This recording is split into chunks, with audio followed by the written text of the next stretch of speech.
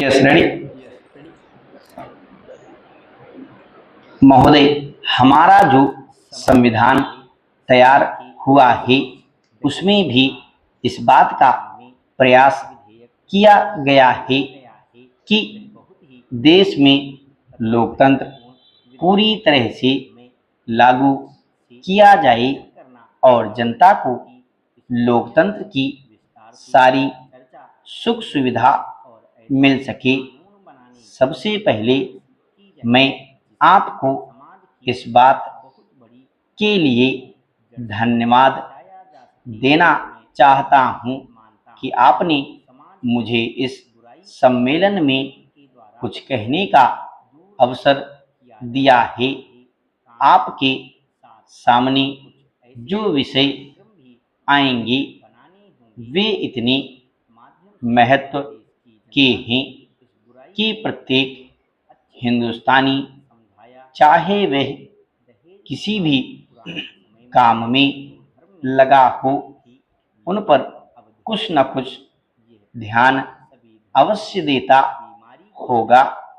यह एक मानी हुई बात है कि बच्चा जैसा तैयार किया जाता है वह बड़ा होने पर वैसा ही निकलता है।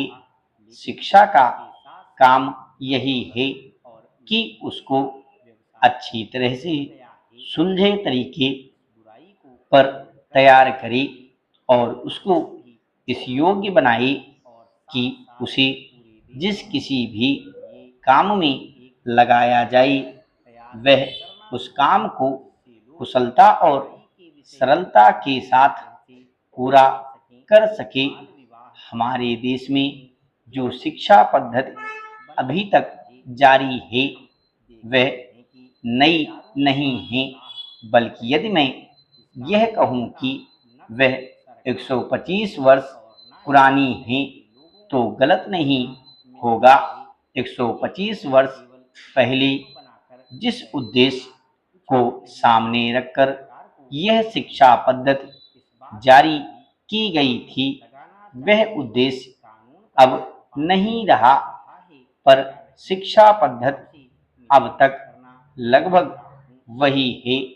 मैं मानता हूं कि इस बात का प्रयत्न किया जा रहा है कि उसमें परिवर्तन किया जाए जिससे हमें अपनी आवश्यकताओं की पूर्ति में सहायता मिल सके।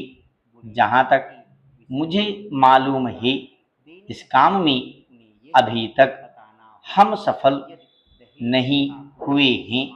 मैं तो शायद यह भी कह सकता हूं कि उस शिक्षा पद्धति को बदलने में जो प्रयास किया जाना चाहिए था वह अभी तक नहीं किया गया है। इस देश में या सभी देशों में शिक्षा के 3 भाग होते हैं।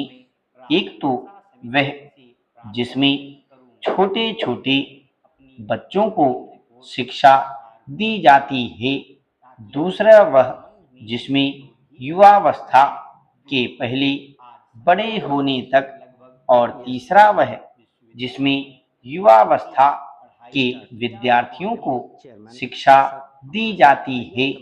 इन तीनों भागों की शिक्षा पद्धतियां अलग अलग हैं, परंतु वे एक दूसरे से मिलती जुलती होती हैं और एक दूसरे में जाने में कोई कठिनाई नहीं होनी चाहिए।